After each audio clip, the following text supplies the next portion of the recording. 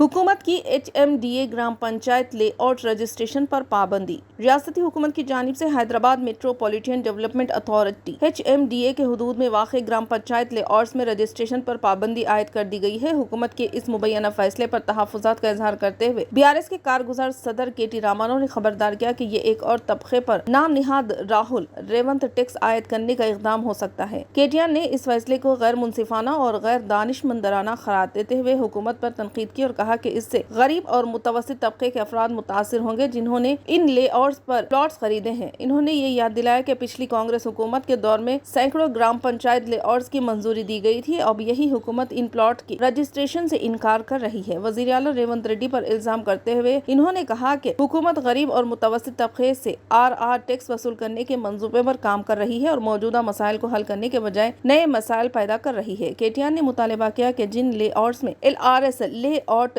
Regularisation scheme کی face ادائیگی کی گئی ہے وہاں رجسٹریشن کی اجازت دی جائے جیسا کہ انتخابات کے دوران وعدہ کیا گیا تھا۔ انہوں نے خبردار کیا کہ اگر حکومت نے مطالبہ پورا نہ کیا تو BRS متاثرہ لوگوں کے ساتھ مل کر احتجاج کرے گی۔